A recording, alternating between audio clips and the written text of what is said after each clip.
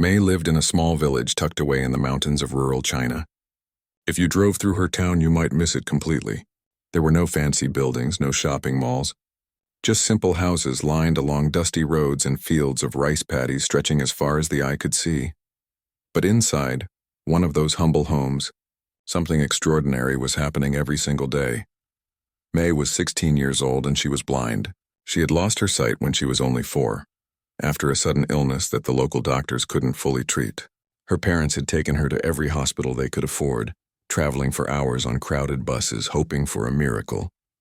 But the darkness had settled in permanently, and young May had to learn to navigate a world she could no longer see. Most people in the village felt sorry for her. They would whisper when she walked by with her white cane, tapping along the familiar paths. Some thought her life was over before it really began. After all, what future could a blind girl have in a poor village, where even healthy children struggled to find opportunities? But they didn't know about the piano. May's grandmother, a woman in her 70s with silver hair always tied in a neat bun, had been a music teacher decades ago in the city. Life had brought her back to the village, but her love for music never faded. When she saw how lost little May was after losing her sight, crying every night and refusing to leave her room, she knew she had to do something. One day, she brought May to their old upright piano that sat in the corner of their living room. The instrument was probably 50 years old, scratched and worn, with keys that stuck sometimes and a sound that wasn't quite perfect anymore. But to grandmother it was treasure. She took May's small hands and placed them on the keys. "Listen," she whispered. "Close your eyes." "Well, you know what I mean." She smiled softly. "Just feel the sound. Let it paint pictures for you." That was 12 years ago, and May had been playing ever since. Every morning she would wake up at 5, feel her way to the piano and practice. Her fingers would dance across the keys for hours, memorizing every piece through sound and touch alone. While other teenagers were scrolling through their phones or hanging out with friends, May was lost in the world of Chopin, Beethoven, and Mozart. Her grandmother taught her everything she knew, describing the music in ways that May could understand. "This part sounds like rain falling on leaves," she would say. "And here, this is like birds taking flight at dawn." May absorbed it all, developing an understanding of music that went beyond what most people could ever grasp. The neighbors would hear her playing through the thin walls. Some complained about the noise, especially in the early mornings, but others would stop their work just to listen, standing quietly outside the house, moved by the pure emotion flowing from that old piano. May's parents worked in a factory 2 hours away and only came home once a month. They sent money, but it was barely enough. Her grandmother survived on a tiny pension. Yet somehow they always made sure May had what she needed to pursue her music. Then one day everything changed. A flyer appeared on the community bulletin board at the village center. It was advertising an international piano competition in Beijing, one of the biggest in Asia. The prize was substantial, but more importantly, the winner would get opportunities to perform worldwide and receive training from master musicians. Grandmother saw it first. She stood there reading it over and over, her hands trembling slightly. That night, she sat May down and told her about the competition. "It's a long shot," Grandmother said carefully. "The competition is fierce. Students from the best music schools in the world will be there. And the head judge," she paused. "His name is Viktor Sokolov. He's one of the most famous pianists in the world, but he's known for being extremely strict. Some people say he's mean." May was quiet for a long moment, her fingers absently tracing patterns on the table. "Do you think I'm good enough?" she asked softly. Grandmother took her hands. "You're more than good enough, but I want you to understand what you're walking into. This isn't our village. These people have money, connections, fancy teachers, and they can see." "I know," May said, "but if I don't try, I'll always wonder. Won't I?" The decision was made. They would go to Beijing. Getting there was harder than they imagined. Grandmother emptied her savings and even borrowed money from relatives. They took a bus that traveled for 18 hours, bouncing along rough roads, then transferred to a train. May had never been to a big city before. She could hear the chaos, feel the rush of people pushing past, smell the mixture of street food and exhaust fumes. The competition venue was in a prestigious arts center. Just entering the building felt intimidating. Everything echoed.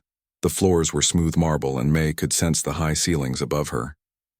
Other contestants were everywhere, some doing last-minute practice on expensive digital keyboards they'd brought, others being fussed over by professional coaches and anxious parents. Grandmother held May's arm tightly. "We belong here just as much as anyone," she whispered, though her voice wasn't entirely convincing. The preliminary auditions were held in a large rehearsal hall. Contestants were called one by one to perform a short piece in front of Viktor Sokolov and 2 other judges. It wasn't the main competition yet, just a screening to see who would advance to the televised rounds. May waited for 3 hours, listening to snippet after snippet of talented pianists. They were good. Really good. Her confidence started to crack. What was she thinking? A blind girl from nowhere competing against these polished performers? Finally, her name was called. Grandmother guided her to the front of the room. May could feel dozens of eyes on her, could hear the whispers starting. She stood there, her white cane folded in her hand, waiting for permission to approach the piano. "State your name and where you're from," a voice said. It was cold, formal. "Viktor Sokolov." "My name is May. I'm from Sichuan province," she said, her voice smaller than she wanted it to be. "I'm 16 years old and I've been playing piano for 12 years. I'm blind, but I—" "Yes, we can see that," Viktor interrupted sharply. "And what piece have you prepared?" May felt her grandmother stiffen beside her. "I've prepared Chopin's Nocturne in E-flat major, and I can also—" "Stop," Viktor said, and the room went completely silent. "I need to be honest with you. Piano at this level requires sight. Real pianists need to see the music, to read the composer's intentions on the page, to watch their hands execute complex techniques. This competition isn't for beginners or hobbyists, no matter how inspiring their personal story might be." May stood frozen. She couldn't believe what she was hearing. "I suggest you pursue something more realistic," Viktor continued. "Perhaps singing or music appreciation. But this level of piano performance requires abilities you simply don't have. Next contestant, please." Just like that, it was over. May hadn't played a single note. Grandmother's hand gripped her arm so tightly it hurt. Around them, the room was thick with uncomfortable silence. Someone coughed. Papers shuffled. The next contestant started walking toward the piano. May's face burned with shame. Tears streamed down her cheeks as grandmother led her out of the room and into the hallway. Behind them, she could hear the next person beginning to play as if nothing had happened. In the bathroom, May sobbed. All those years of practice, all those mornings waking before dawn, all those sacrifices her family had made. For what? To be dismissed without even a chance to prove herself? She didn't know it yet, but someone in that audition room had recorded the entire exchange on their phone, and within hours that video would be everywhere, changing her life in ways she never could have imagined. The video spread like wildfire. A young man named Chen had been sitting in the back of the audition room, waiting for his turn. He was filming casually, recording bits and pieces of different performances for his social media. But when he captured Viktor Sokolov's harsh dismissal of May, something told him this was different. This mattered. He uploaded it that evening with a simple caption. "Is this what classical music has become?"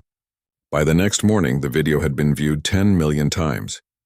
By afternoon, it hit 50 million. People were furious. Comments flooded in by the thousands. Musicians from around the world spoke up. Disability rights activists shared it repeatedly. Regular people who had never even listened to classical music were outraged. The hashtag #LetMayPlay started trending not just in China but globally. How dare he judge her without hearing a single note? This is discrimination, plain and simple. My daughter is blind, and this broke my heart. Viktor Sokolov should be ashamed. The video was translated into dozens of languages.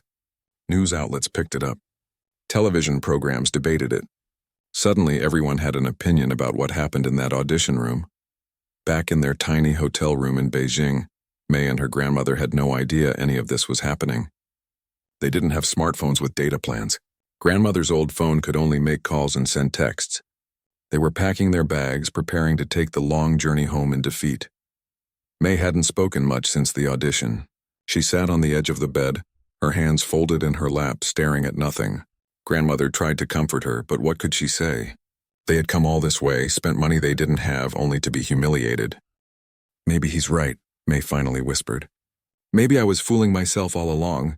"Don't you dare," Grandmother said firmly. "That man doesn't know anything about you or what you're capable of. He's just too blind himself to see real talent. But May couldn't shake the shame. All she wanted was to go home, hide in her room, and never touch a piano again. Then grandmother's phone rang. It was May's aunt calling from their village. She was shouting so loudly that grandmother had to hold the phone away from her ear. "Have you seen it? Have you seen what's happening? You're everywhere. The whole country is talking about May." Grandmother had no idea what she meant. The aunt explained about the video, the millions of views, the outrage spreading across the internet. She told them to find a computer or smartphone to see it for themselves. They rushed downstairs to the hotel lobby where there was a public computer. The young receptionist had already seen the video and gasped when she recognized them. She quickly pulled it up on the screen. Grandmother and May listened as the video played. Well, grandmother watched and May listened. Hearing Victor's words again made May feel sick. But then the receptionist scrolled down to show them the comments, thousands upon thousands of messages of support. "People are on your side," the receptionist said, her eyes bright with excitement. "Everyone thinks you deserve a chance." Over the next few hours, May's story exploded even further. Major news channels started reporting on it. Famous musicians posted messages of support. A renowned blind pianist from Japan made a video saying Victor's comments were ignorant and cruel. The competition organizers were in crisis mode. Their phones rang nonstop with angry calls. Sponsors threatened to pull out. The venue said they were receiving bomb threats from extremists, though most were probably empty threats from angry internet users. The whole event was becoming a public relations disaster. Viktor Sokolov himself was facing the worst backlash of his career. Concert halls across Europe started canceling his upcoming performances. His social media accounts were flooded with hate messages. Some were threatening, others just disappointed. Music schools that had invited him to teach were reconsidering. His management team was panicking. 3 days after the video went viral, the competition organizers called an emergency press conference. They issued a formal apology to May and announced that they were extending a special invitation for her to compete in the main event, which would be broadcast live internationally. But there was a catch. May would have to perform Rachmaninoff's Piano Concerto No. 2, the designated piece for the final round. It was one of the most difficult pieces in classical music, requiring perfect coordination with a full orchestra. And she had less than 3 weeks to learn it. Most pianists spent years mastering this piece. May had never even played it before. When the news reached their hotel room, May felt terror grip her chest. This was supposed to be good news, a second chance, but it felt more like a setup for an even bigger failure. "I can't do it," she told her grandmother. "That piece is too hard. I'll embarrass myself in front of the whole world this time." Grandmother was quiet for a long moment. Then she said something that surprised May. "You're right. It's too hard. Maybe we should go home." May turned toward her grandmother's voice, confused. "I'm serious," grandmother continued. "Why put yourself through this? So what if millions of people are watching? So what if this is your only chance? If you don't think you can do it, then we leave. No shame in that. But everyone expects nothing from you," grandmother interrupted gently. "They already think you can't do it. Victor certainly does. So if you walk away now, you're just proving them right. But at least you'll be safe. At least you won't risk failing publicly." May sat with those words. Her grandmother was using reverse psychology, and May knew it. But it was working. "I don't want to prove them right," May said quietly. "Then what do you want?" "I want to play. I want them to hear what I can do." She paused, her voice strengthening. "I want Viktor Sokolov to regret every word he said," grandmother smiled. "Then I guess we're staying in Beijing." They couldn't afford to stay in the hotel for 3 more weeks, so May's aunt connected them with a distant relative who had a small apartment in the city. The family had a piano, an old upright not unlike the one back home. They cleared out a corner for May and grandmother to sleep. The real problem was getting the sheet music and learning it. Grandmother could read music, but describing such a complex piece to May would take forever. They needed help. That's when the messages started coming. Musicians from around the world reached out offering assistance. A music professor from the Beijing Conservatory who specialized in Rachmaninoff volunteered his time. A blind pianist from Germany sent detailed audio notes explaining the techniques she used. A technology company donated a special computer program that could play the piece slowly, section by section, so May could memorize it, Complete strangers were investing in her success. May practiced 8 hours a day, then 10, then 12. Her fingers became raw and blistered. The professor would come in the evenings, breaking down each movement, explaining the emotional context, helping her understand what Rachmaninoff was trying to express. The second movement, he told her, is about longing, about something beautiful just out of reach. You play it like you're trying to hold on to a memory that's fading. May understood that feeling perfectly. Meanwhile, Viktor Sokolov was forced by his management team to issue a public apology. He stood in front of cameras, reading from a prepared statement, saying he regretted his words and acknowledged that he had been insensitive and prejudiced. But watching the video, anyone could see his heart wasn't in it. His jaw was tight, his words clipped. He looked angry that he had to apologize at all. The statement did little to calm the public fury. If anything, it made things worse because it felt so fake. Deep down, Viktor still believed he had been right. In his mind, he had simply stated an uncomfortable truth that the world wasn't ready to hear. Yes, May's story was touching, but sympathy didn't equal skill. He had spent 50 years in classical music, and he knew what it took to perform at the highest level. He was certain that when May took the stage for the main competition, reality would set in. The piece was too difficult, the pressure too intense. She would crumble, and everyone would see that he had been right all along. The competition was scheduled for Saturday evening. The concert hall could seat 2,000 people, and every ticket sold out within minutes. But the real audience would be watching online. Estimates suggested over 100 million people would tune in worldwide. No pressure, right? As the date approached, May barely slept. She practiced until her grandmother physically pulled her away from the piano. Doubt crept in during the quiet moments. What if she froze on stage? What if she made mistakes? What if she disappointed all these people who believed in her? On the morning of the competition, May woke up before dawn. She sat at the piano in the dark apartment and played through the entire concerto one final time. Her fingers knew every note now, every subtle shift in dynamics, every emotional peak and valley. When she finished, the apartment was silent except for the distant sounds of the city waking up. Grandmother appeared in her nightgown, having been awakened by the music. She said nothing, just walked over and kissed the top of May's head. Tonight the whole world would be watching. And May was ready. The day of the competition arrived with gray skies and a light drizzle. May barely ate breakfast. Her stomach was tied in knots, and every bite of congee felt like swallowing stones. Grandmother didn't push her. She just sat across the small table, drinking tea and humming softly, trying to create some sense of calm in the storm of anxiety swirling around them. "Remember when you were 7? Grandmother said suddenly, "and you insisted on walking to school by yourself for the first time?" May nodded slightly, remembering. "You were so scared. You cried the night before. But I watched you from a distance that whole first week, and you know what I saw? I saw you count your steps. I saw you listen to the sounds around you. I saw you figure it out. You've always been braver than you think." "This is different," May whispered. "No," Grandmother said firmly. "It's exactly the same. You're just taking steps in the dark, trusting yourself to find the way. That's all performing is. That's all life is." They arrived at the concert hall 3 hours early. The building was already buzzing with activity. Television crews were setting up cameras everywhere. Security guards checked credentials. Well-dressed people hurried past carrying clipboards and speaking urgently into headsets. A young assistant from the competition committee met them at the entrance. She was nervous and overly polite, clearly aware that May had become the center of attention. She led them backstage to a private dressing room, explaining the schedule when May would perform, where she would wait. "You're the final performer of the evening," the assistant said, "after the orchestra pieces and the other piano soloists. Is that okay?" May realized immediately what this meant. They had saved her for last because they knew everyone would be waiting for her. She was the draw, the reason most people were watching. The pressure of that realization made her hands start trembling. Other performers were warming up in practice rooms down the hall. May could hear scales and arpeggios, snippets of complex passages being rehearsed over and over. These weren't amateurs. These were serious musicians who had trained their entire lives for moments like this.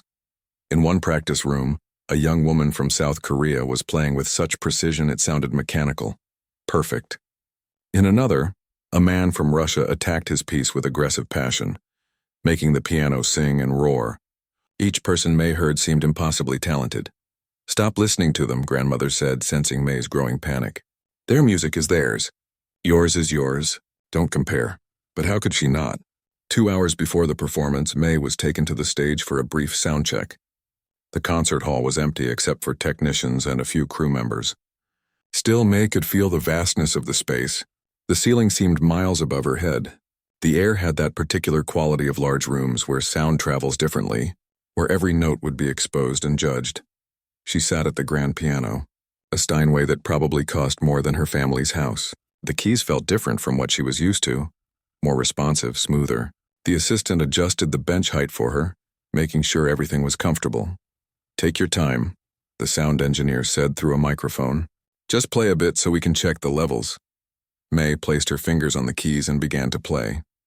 She chose a simple Chopin prelude, something she knew so well she could play it in her sleep. But even this familiar piece felt strange in this enormous space. Every note seemed to hang in the air, judged and measured. She stopped after just a minute. Her heart was racing. "Sounded great," the engineer called out. "We're all set here." But May didn't feel set. She felt like she was standing on the edge of a cliff, about to jump into darkness. Back in the dressing room, grandmother helped her change into the dress they had borrowed from a neighbor back home. It was simple, dark blue, nothing fancy. Some of the other performers had probably spent thousands on their outfits, but May didn't care about that. She just wanted to get through this without falling apart. The waiting was torture. She could hear the muffled sounds of the concert beginning. Applause between pieces, the orchestra warming up. Each passing minute stretched like an hour. Then unexpectedly there was a knock on the door. Grandmother answered it. There was a moment of tense silence, and then May heard a voice that made her blood run cold. "May I speak with her?" It was Viktor Sokolov. "Absolutely not," grandmother said sharply. "You've done enough damage. Please," Viktor said, and there was something different in his voice, something almost human. "Just 2 minutes. Then I'll leave," May stood up. "It's okay, grandmother. Let him in." She heard grandmother's reluctant footsteps, the door opening wider, then Viktor's careful entrance into the room. The door closed behind him, but grandmother stayed right there, protective and alert. "I won't take much of your time," Viktor began. His English was heavily accented but clear. "I came to tell you that I watched the video. Many times. I saw what I said to you and I saw your face." May said nothing. She turned slightly toward his voice but kept her expression neutral. "I've been playing piano for 47 years, Viktor continued. "I started when I was 5 years old. My father was a conductor, my mother an opera singer. Music was everything in my house. I was taught that discipline and technique were all that mattered, that there was a right way and a wrong way to approach music." He paused. May could hear him take a breath. "I was also taught that to perform at the highest level you needed every advantage. Perfect pitch, sight-reading abilities, physical coordination that comes from watching your hands. I believed these things so completely that I never questioned them. Not once in 47 years. Why are you telling me this?" May asked quietly. "Because I was wrong," Viktor said, and his voice cracked slightly. "Not just wrong to say what I said to you. Wrong about everything. Wrong about what music is. Wrong about what it requires. Wrong about who deserves to make it." May felt tears threatening but forced them back. She wouldn't cry in front of this man. "The video that went viral," Viktor continued, "it destroyed my reputation. Canceled concerts, angry letters, people calling me a monster. And at first I was angry. I thought the world had gone mad, that everyone was being too sensitive. But then late at night I kept thinking about something." "What?" May asked, despite herself. "I thought about why I said what I said, and I realized it wasn't about you at all. It was about me. I was afraid. Afraid that if you could make beautiful music without sight, without all the things I thought were essential, then maybe everything I'd built my life on was questionable. Maybe I wasn't as special as I thought I was." The room was silent except for the distant sounds of the concert continuing outside. "I'm not asking for forgiveness," Viktor said. "I don't deserve it. I'm just asking you to know that when you walk onto that stage tonight, you've already proven something important. Not to me, not to the people watching, to yourself. You showed up. After what I did, you could have gone home and never touched a piano again. But you're here. That takes more courage than I've shown in my entire career." He moved toward the door, then stopped. "One more thing," he said. "Don't play for the audience. Don't play for the judges. Don't even play to prove me wrong. Though God knows you have every right to. Play for the little girl who fell in love with music when she couldn't see. Play for her. She's the only one who matters. Then he was gone, the door closing softly behind him. May stood frozen, her mind racing. Grandmother came over and took her hands. "What do you think about that?" Grandmother asked. "I think," May said slowly, "that he's right about one thing. I'm not playing for any of them tonight. I'm playing for me, for us, for everyone who was ever told they couldn't do something." 30 minutes later, the assistant returned. "You're up next," she said. "The orchestra is ready. This was it. No more waiting. No more preparing. It was time." Grandmother walked with her to the side of the stage. They could hear the applause as the previous performer finished. The audience was huge, over 2,000 people filling every seat, and beyond them, millions watching on screens around the world. "I love you," Grandmother whispered, kissing her cheek. "Now go show them what music really sounds like." May was guided onto the stage. She could feel the lights, hot and bright even through her darkness. She could hear the whispers, the shuffling, the weight of expectation pressing down from every direction. She reached the piano, her hand touching its smooth surface. The assistant helped her to the bench, adjusting it one final time. The orchestra sat ready behind her, dozens of musicians waiting for her signal. The conductor leaned down and whispered, "Whenever you're ready. No rush, take your time." May sat there, hands in her lap. The silence stretched. 5 seconds, 10 seconds, 20 seconds, 30. Some people in the audience started to worry. Was she frozen? Was this too much pressure? Even the conductor looked concerned, but May wasn't frozen. She was centering herself, blocking out everything except the music in her head. She was finding that quiet place where fear couldn't reach her, where only the notes existed. Finally, she raised her hands and placed them gently on the keys, and then she began to play. The first notes came softly, almost like a whisper. May's fingers moved across the keys with a gentleness that made the entire concert hall lean forward in their seats. This was Rachmaninoff's Piano Concerto No. 2, a piece known for its power and complexity, but May started it like a secret being shared between old friends. In the third row, an elderly music critic who had reviewed concerts for 40 years felt goosebumps rise on his arms. There was something different about this, something he couldn't quite name yet. The orchestra joined in, following May's lead. The conductor watched her carefully, ready to adjust if needed, but within moments he realized something extraordinary. She wasn't just playing the notes. She was living inside the music and somehow pulling everyone else in with her. Backstage, Grandmother stood with her hand over her mouth, tears already streaming down her face. The assistant beside her was supposed to be monitoring other things, checking schedules, but she couldn't look away from the small monitor showing the stage. In living rooms across China, families gathered around televisions. In Europe, where it was early morning, people watched on their phones over breakfast. In the United States, where it was late night, viewers stayed up, coffee in hand. The live stream counter kept climbing. 50 million viewers. 60 million. 70 million. The first movement built slowly, May's hands dancing across the keys with increasing intensity. But it wasn't wild or chaotic. Every note had purpose. Every phrase told a story. The music professor who had helped her practice sat in the audience, stunned. She had taken everything he taught her and somehow made it completely her own. There was a technically difficult passage coming up, a section where the right hand and left hand had to move in opposite directions at incredible speed, while maintaining different rhythms. Most pianists struggled with this part. The professor had worried about it constantly during their practice sessions. May hit it perfectly, not just accurately, but with a musicality that made it sound effortless, natural, like the only way those notes could possibly be played. In the judges section, a woman who taught at the Paris Conservatory looked at her colleagues with wide eyes. She had judged hundreds of competitions. She had heard this piece performed by masters. But she had never heard it quite like this. Viktor Sokolov sat in the back of the hall, in a seat he had purchased like a regular audience member. He had not wanted to come, but something pulled him here. Now listening, he felt something breaking inside his chest. Pride, regret, recognition? He couldn't tell. Maybe all three. The first movement ended with a powerful crescendo. The audience wanted to applaud. They were trained to wait, but the energy in the room was electric. A few people forgot themselves and started clapping, but quickly stopped when the second movement began immediately after. This movement was different, slower, more intimate. It was the heart of the piece, the emotional core. This was the section about longing, about beautiful things just out of reach, about memories that hurt because they're fading. May swayed slightly as she played, her whole body involved in the music. Her face showed everything she was feeling, joy and pain mixed together, loss and hope intertwined. She wasn't performing anymore. She was confessing something to the world through these keys. In the audience, people began crying. Not just a few, dozens. The woman next to the music critic pulled out a tissue.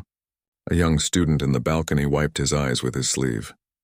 A businessman in an expensive suit found himself breathing unevenly, overwhelmed by emotions he didn't expect to feel at a piano concert. The orchestra musicians felt it too. The cellist playing the beautiful melody that intertwined with May's piano found herself so moved that she nearly missed an entrance. The conductor had to blink back tears to keep his vision clear enough to lead. Online, the comment section exploded. "I don't even like classical music, but I can't stop watching. My grandmother, who has Alzheimer's, is watching with me, and she's more present than she's been in months. I'm a truck driver parked at a rest stop, and I'm crying in my cab. This is what music is supposed to be." Grandmother, watching from backstage, thought about all those mornings she had woken to the sound of May practicing in the dark hours before dawn. All those times she worried they were chasing an impossible dream. All those moments she wondered if she was setting May up for heartbreak by encouraging her music. This moment right here made every single doubt disappear. The second movement built to a tender climax, May's fingers finding notes that seemed to glow with emotion. Then it resolved softly, fading like a sunset, and transitioned into the final movement. The third movement was fire, pure unleashed energy. This was where Rachmaninoff showed off, where pianists proved their technical mastery. The tempo was fast, demanding, relentless. May attacked it with confidence that shocked everyone. Her hands flew across the keys, executing runs and jumps that required split-second timing and muscle memory built through thousands of hours of practice. But even at this breakneck speed, she never lost the musicality. Every note still mattered. Every phrase still sang. The orchestra struggled to keep up with her intensity. She was pushing the tempo, driving forward with an energy that was infectious. The conductor adjusted, letting her lead, trusting her instinct.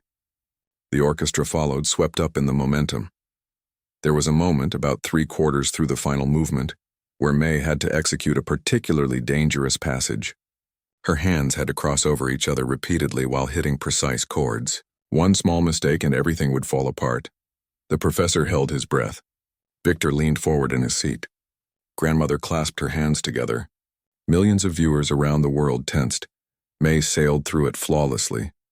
The music built and built, climbing toward the final climax. The entire orchestra was playing now, brass and strings and timpani all joining in this glorious celebration of sound. And above it all, somehow clear and distinct, May's piano rang out, leading them home. The final chords crashed like waves. Big, bold, triumphant. May's whole body lifted as she struck them, pouring everything she had into these last moments. The conductor brought his arms down in a final, decisive motion. The last note rang out, echoing through the hall. Then silence. Complete, absolute silence. It lasted 3 seconds, maybe 4. It felt like an eternity. Then the concert hall exploded. The audience leapt to their feet as one. The applause was deafening, almost violent in its intensity. People weren't just clapping, they were shouting, whistling, cheering. The orchestra musicians, who normally remained seated during applause, stood and joined in, tapping their bows against their music stands in the traditional gesture of respect. May sat at the piano, slightly dazed, not quite processing what was happening. She could hear the applause but couldn't fully comprehend its magnitude. The noise washed over her like a wave. The conductor came over and took her hand, raising it high in the air. The cheering got even louder. People in the balcony were stomping their feet. Bouquets of flowers started landing on the stage, tossed by enthusiastic audience members. Grandmother appeared from backstage, ignoring the assistant who tried to stop her. She rushed to May and wrapped her in a fierce embrace. Both of them were crying now, holding on to each other as the applause continued. It went on for 5 minutes, then 6, then 7. People's hands must have been hurting from clapping so hard, but they didn't stop. They couldn't stop. The online viewership had peaked at over 120 million people. The live stream chat was moving so fast it was unreadable. Just a blur of hearts and celebration and messages of love and support in dozens of languages. Backstage, competition organizers looked at each other with a mixture of relief and awe. Whatever happened in the judging, this moment had already become historic. This was the kind of performance people would talk about for decades. In the judges section, the 5 judges were scribbling notes, but most of them had abandoned any pretense of objectivity. How do you score something that transcended technical evaluation? How do you measure something that moved people's souls? The woman from the Paris Conservatory looked at her score sheet and simply wrote, "Perfect." This is why music exists. Viktor Sokolov remained in his seat at the back of the hall, still applauding even as his hands grew sore. His face was wet with tears he didn't bother to hide. He thought about his 47 years in music, all the performances he'd given, all the accolades he'd received. None of it compared to what he had just witnessed. This girl, this blind teenager from a village no one had heard of, had just taught him what music really meant. She had shown him that all his rules, all his certainties, all his conditions about what a real pianist needed, were nothing but walls he'd built around his own limited understanding. Finally, after nearly 10 minutes, the applause began to fade. People were emotionally exhausted, wrung out from the experience. May was guided off the stage by the assistant, grandmother still holding her hand tightly. As they walked into the wings, May's legs almost gave out. The adrenaline was wearing off, and she realized she was shaking all over. "Did I do okay?" she asked grandmother, her voice small and uncertain. Grandmother laughed through her tears, a sound of pure joy. "Okay? My darling girl, you just changed the world." There were still 2 more performers after May, but everyone knew it was over. The competition had been decided the moment May played her last note. The judges would deliberate, the scores would be tallied, but it was a formality. In living rooms and on phones and computers around the globe, people sat in stunned silence processing what they'd just experienced. Many immediately replayed the video, wanting to capture that feeling again, wanting to make sure it had really been as incredible as they thought. The video of May's performance would eventually be watched over 500 million times in the first year alone. It would be used in music schools, shared at motivational conferences, and shown to children learning about perseverance. But in that moment, as May sat in her dressing room drinking water with shaking hands, none of that mattered. She had done it. Against all odds, despite all the doubts, through all the fear, she had done it. She had played. The awards ceremony was scheduled for 2 hours after the last performance. Those 2 hours felt surreal to May. People kept coming to the dressing room, wanting to meet her, congratulate her, take photos. Competition officials, orchestra members, even other contestants stopped by to shake her hand. A young pianist from Germany who had performed earlier came in and simply said, "Thank you. You reminded me why I fell in love with music." Then she left before May could respond. Grandmother tried to shield her from too much attention, but it was overwhelming. Finally, a security guard was posted outside to give them some peace. In the quiet that followed, May and her grandmother just sat together, holding hands, not needing to say much. "Whatever happens now," May said softly, "this was worth it. Every hard moment, every doubt. It was all worth it for tonight." Grandmother squeezed her hand. "I know, my dear. I know." When it was time for the ceremony, the concert hall had filled up again. If anything, there were even more people than before. Word had spread throughout Beijing about what happened, and people who hadn't been able to get tickets earlier were desperate to be part of the moment. All the performers were lined up on stage. May stood in the back row, her heart still racing. The head of the competition gave a long speech about the history of the event, the importance of classical music, the incredible talent they had witnessed. Me barely heard any of it. Then came the moment for the results. They announced 5th place. Polite applause. A talented young man from Italy accepted his award. 4th place. More applause. A woman from South Korea smiled graciously despite her disappointment. 3rd place went to the Russian pianist May had heard practicing earlier. He accepted with a slight bow, professional but clearly hoping for better. 2nd place. The German woman who had thanked May earlier. She looked genuinely happy with the result, clapping along with the audience. Then the announcer paused dramatically. "And now for 1st place." the winner of this year's international piano competition, with a unanimous decision from all 5 judges. May felt grandmother's hand grip her arm tightly from the front row. May Chen, from Sichuan Province, China. The hall erupted again. The applause was even louder than before, if that was possible. May was guided forward to the center of the stage, her legs feeling shaky. Someone placed a bouquet of roses in her arms. The weight of the flowers felt real, grounding her in this impossible moment. The announcer continued, shouting over the applause. This is the first time in the 42-year history of this competition that the judges have been unanimous. All 5 judges awarded full marks. This has never happened before. The cheering intensified. May stood there, overwhelmed, tears streaming down her face. She had won. Not just won, but won unanimously, perfectly. The head judge, the woman from the Paris Conservatory, came forward to present the trophy. But before she handed it over, she asked for the microphone. "I have been judging piano competitions for 23 years, she said, her voice thick with emotion. "I have heard thousands of performances. I thought I understood what excellence was. But tonight this young woman taught me that excellence isn't about perfection. It's about truth. It's about courage. It's about pouring your whole heart into something and trusting that it will be enough." She turned to May. "You didn't just win a competition tonight. You reminded all of us why we love music in the first place. Thank you." She handed May the trophy, a heavy crystal sculpture of a piano. May accepted it with both hands, holding it carefully, running her fingers over its surface to understand its shape. But then, something unexpected happened.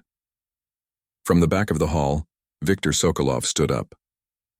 The audience noticed, and a hush fell over the room.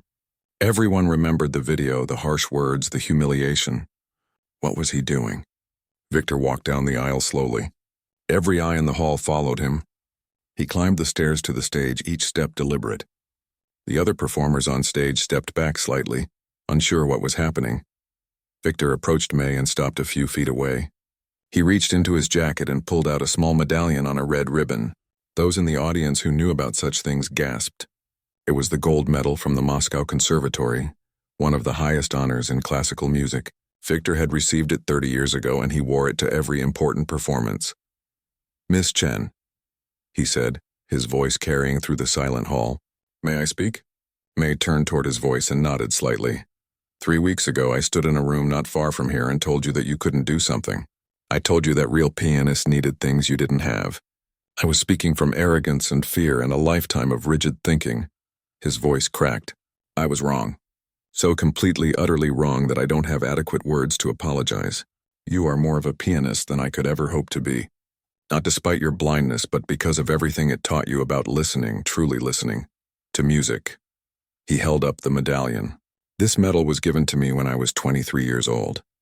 I treasured it. I thought it defined me, proved my worth. But tonight I realized it means nothing compared to what you showed us on that stage. He stepped closer. I cannot undo the harm I caused you. I cannot take back my words. But I can do this. I can give you something that matters to me, and tell you that you have earned it 1,000 times more than I ever did. He tried to place the medallion around May's neck, but she stopped him. She reached out and found his hands holding the medal. For a moment, she just stood there, her fingers touching the ribbon, feeling the weight of what he was offering. Then she gently pushed it back toward him. Keep your medal. Mr. Sokolov, she said softly but clearly. You earned it with your music and your years of dedication. I don't need it.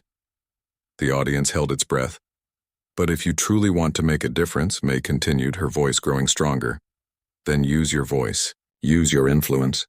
Open doors for people who have been told they don't belong. Create opportunities for musicians who don't fit the traditional mold. Help young people who are different, who struggle, who face barriers that others never have to think about. She paused, then added, that would mean more to me than any medal ever could. Viktor stood there, the medallion still in his hands, tears running freely down his face. Then he did something no one expected. He bowed deeply to her, a gesture of profound respect in the classical music world. A master bowing to a student. I will, he said. I promise you I will. The audience erupted once more. Viktor returned to his seat, but this time he was no longer the villain of the story. He was someone who had learned, who had grown, who had been changed by encountering someone braver than himself. The ceremony concluded, but May's night was far from over. Media requests flooded in. Television stations wanted interviews.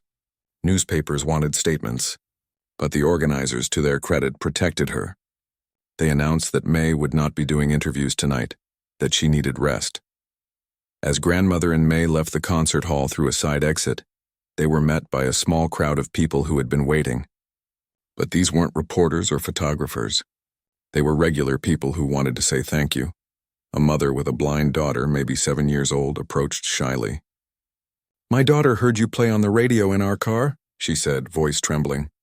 "She asked me if she could learn piano. She never wanted to try anything before. You gave her hope."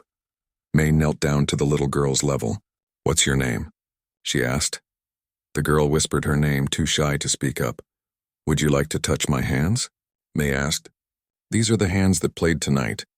They're not special. They're just regular hands that practiced a lot. Your hands can do the same thing." The little girl reached out and touched May's hands carefully, as if they were made of glass. Then she smiled, a huge smile that lit up her whole face. That moment, more than the trophy or the applause or the unanimous victory, was what May would remember most clearly in the years to come. In the following weeks and months, May's life changed in ways she never imagined. Concert halls around the world sent invitations. The Shanghai Conservatory offered her a full scholarship.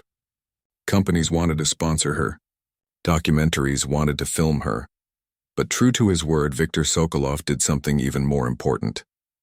He established a foundation dedicated to supporting musicians with disabilities. He used his connections and reputation to create accessible programs in music schools across Europe and Asia. He personally funded scholarships and adaptive equipment.